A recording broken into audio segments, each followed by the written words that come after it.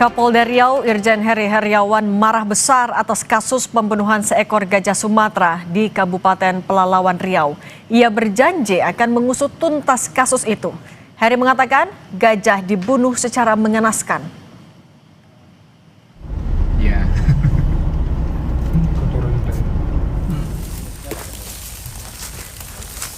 Hingga kini Polda Riau masih melakukan penyelidikan terhadap pelaku dengan melibatkan polisi kehutanan dan Balai Besar Konservasi Sumber Daya Alam Riau.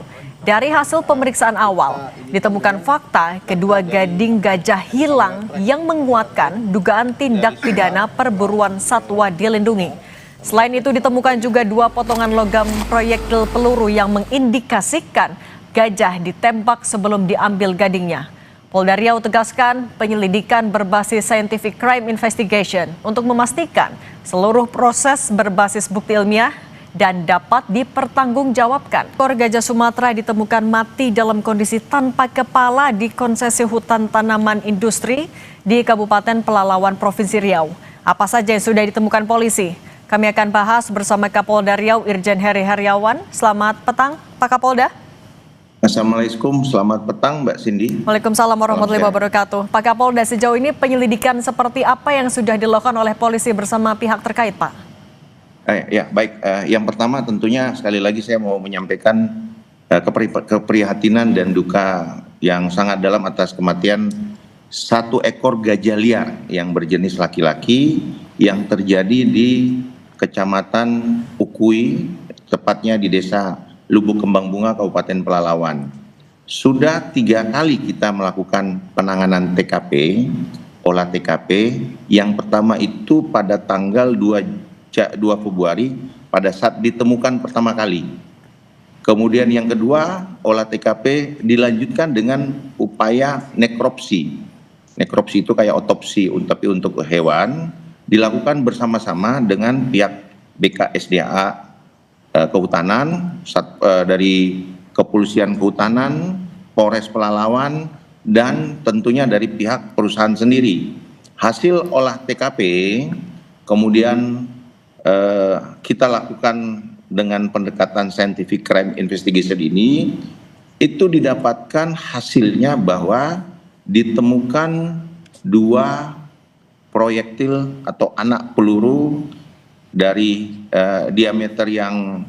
diameternya kurang lebih panjangnya 16,33 mm dan satu lagi serpihannya kurang lebih 6,99.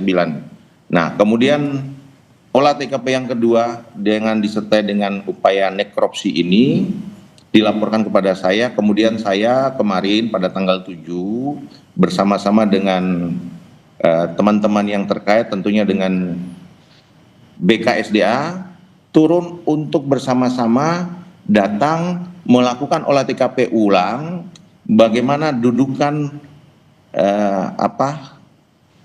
tubuh mayat daripada gajah tersebut pada saat ditemukan.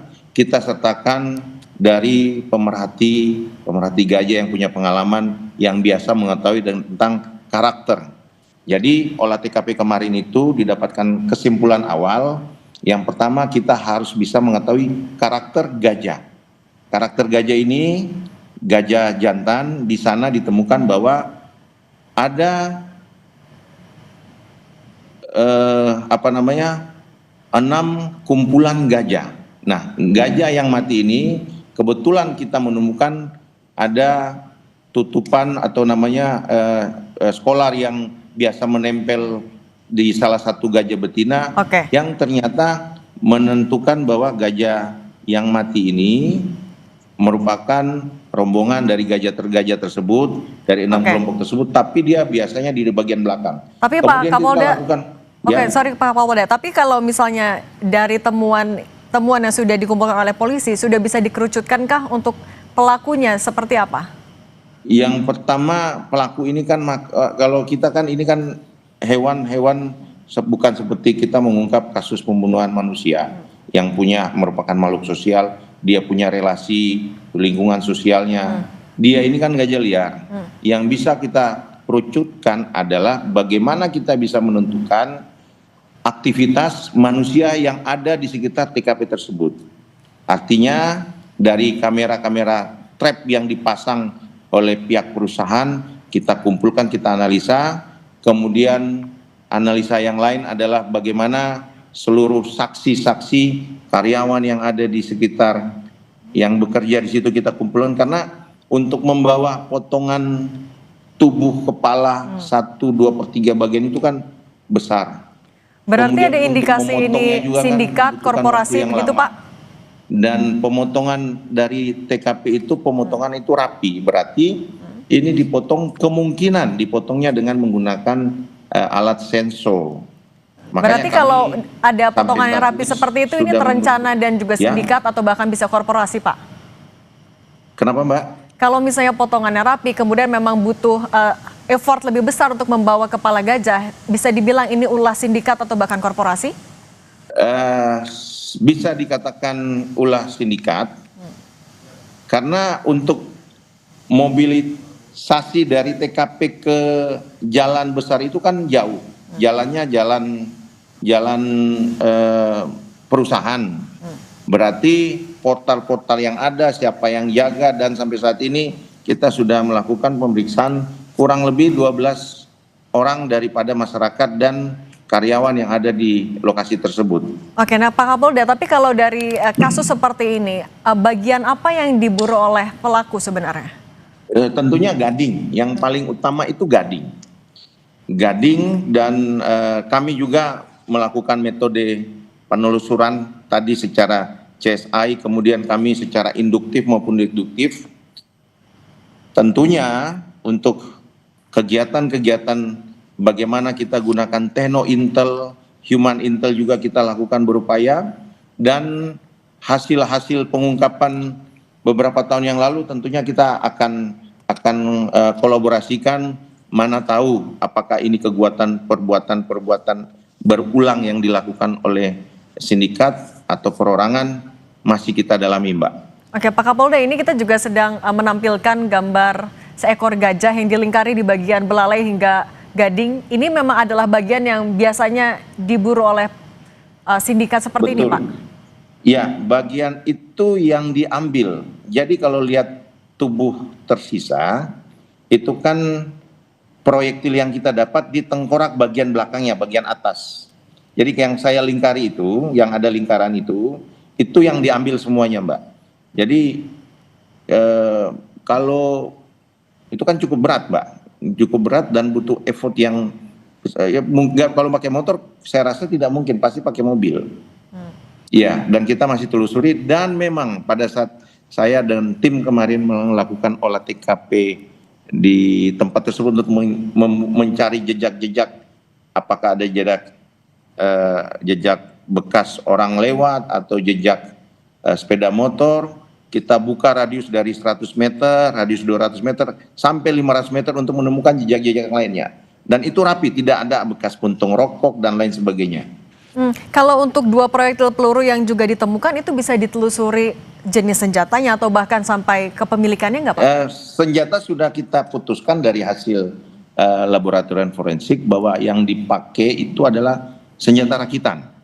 Karena dia tidak beralur, senjata rakitan.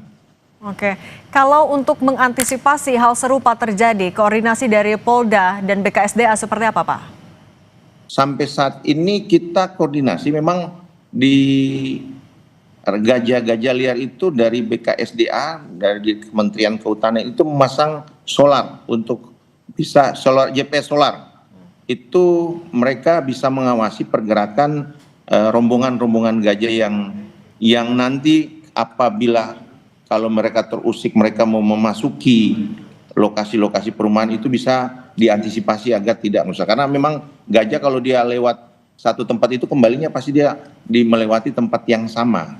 Jadi kita sampai saat ini sudah melakukan kolaborasi, koordinasi, bukan saja ke Kementerian Kehutanan, tetapi dengan pihak perusahaan, terutama dari Arara sama PT RAPP yang ada di situ Mbak.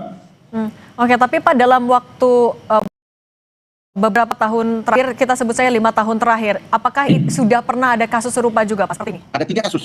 Yang pertama di Kabupaten Inhu, jadi sebelahan daripada Pelalawan. itu tanggal 20 April.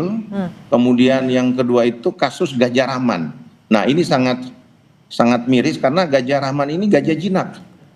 Dia gajah yang ada di flying spot di Taman Nasional Tesonula itu tanggal 10 Januari tahun 2024 dan yang terakhir yang sekarang ini. Oke, tapi terungkap semua Pak yang 2 sebelumnya? Yang 3-tiganya belum terungkap, Mbak. Oke, baik. Pak Kapolda Riau Irjen Heri Heriawan, terima kasih. Kalau begitu kami tunggu update-nya, penelusuran Ya, dari kasus seperti ini. Mohon doanya. Ya.